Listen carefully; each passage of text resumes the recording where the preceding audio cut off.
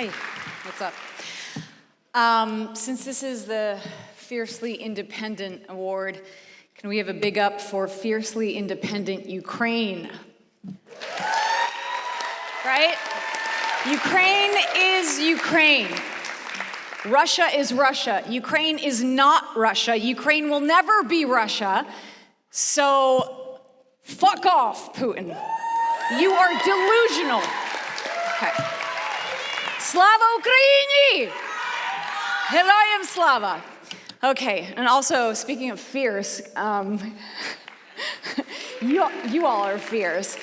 These young adults have been reared at the Woodstock Rock Academy. These kids are given, in 20 minutes, these ditties, and they play them. And if you have a kid age 8 through 18, or if you're an adult and you want to rock out to Iron Maiden with me, look up Woodstock Rock Academy. Okay. Okay. But this is about Debra Granik. Yeah, the lioness commands respect, right? Bring it. So it's extra meaningful for me to present this award to someone that I admire with all my soul and am deeply indebted to. It's a good career, it's a good life, it's a lifelong influence when you have the formative chance to collaborate with the queen of I do it my way, I do it my guts way, the right way. Rara Avis, Debra Granik. Debra gave me my first big break as a lead actor in Down to the Bone. That was 19 years ago. It was 19 pounds ago. We shot it right here in hometown Ulster County, in Kingston, Saugerties, Esopus, Accord, Kerhonkson, Ellenville. Yeah, so Debra has been there for me in all the highlights of my life. She gave me my first breakout role. She mentored me through directing my own film. She advised me on childbirthing.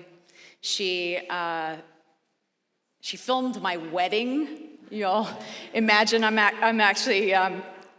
in possession of an unreleased killer Debra Granik documentary of a Ukrainian-American wedding for sale to the highest bidder.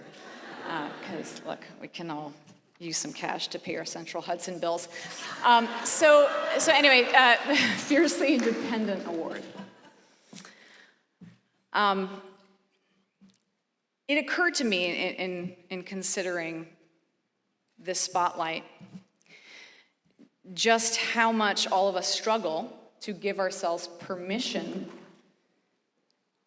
to be truly independent and in charge of our creative journeys. You know what I mean? Permission to say no, or to say yes, or to say, you know, that doesn't work for me. I don't know, maybe it's because some of us are suspect of our own talent, or maybe we feel the pressure of the business to tell stories in a homogenized way, or I don't know, or fear, saying, you know, yeah, I know that's the business way, but that's not my way. That's not for me. It's hard to be independent. It's hard to not compromise. To take the reins, to have the courage to be uniquely us, takes a lot of sacrifice. Debra, your creative confidence, that incredible self-efficacy that you possess, your prowess as a producer, as a writer, director, is what we are all striving for. Our time in life is so dang short. You know, how are we spending it? Are we spending it doing what's crucial, what's edifying, what's important to us? Some of us are not. Debra, you are. Yes, she is fiercely independent, but also fiercely interdependent on a recurrent network of people who support her tenets, like longtime producing writing partner Ann Rossellini, like cinematographer Michael Madonna, so many others. Kudos to them as well. Debra, your stories are gorgeous. They allow us perspective to live a day in the taped soles of another's shoes. Your films and docs inspire us to see the beauty in the everyday grind and striving of being human. So this is us rooting for you. Feel the warmth, feel the honor, feel our gratitude, feel our encouragement. Congratulations, Debra Granik.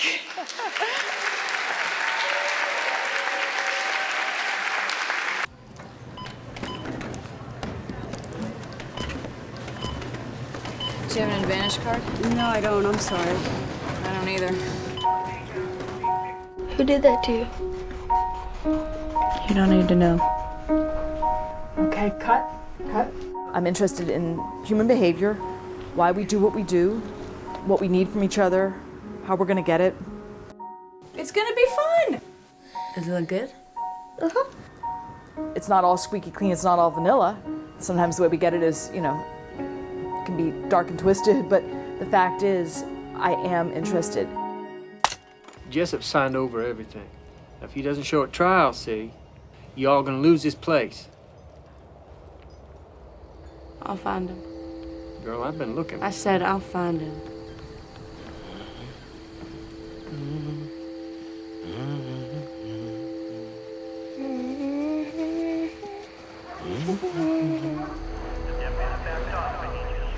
It's not a drill.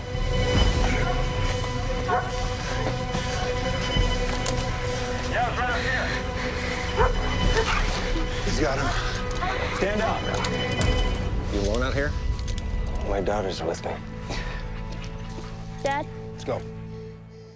When I do fiction projects, they probably are much more conventionally fiction.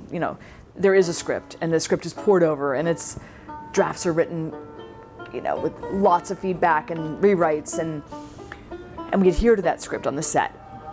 But in between, we do documentary. I do like to be this note taker, this chronicler. I started to just almost, give in to this desire in me, which was to know things about other people's lives. Got a crippled brother rides a three-wheel track. Got black leather on his back.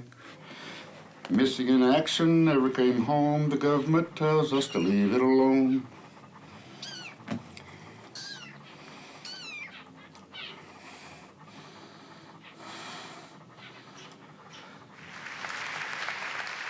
You can't be independent without people to be independent with, right? So if you make a scrappy film and the person that's gonna helm it has got all these cojones and has all these roots in the neighborhood, can bring in her next door neighbor, yes, to do something very authentic and connected to her and add to the film in this way, independence is, as Vera said, is interdependence, and I felt that this whole weekend.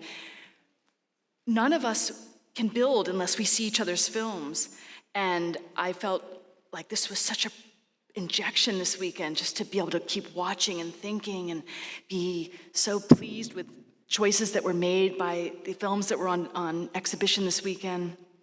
And so it is a fiercely interdependent community that we all are members of, and we only keep this independence by staying as a community.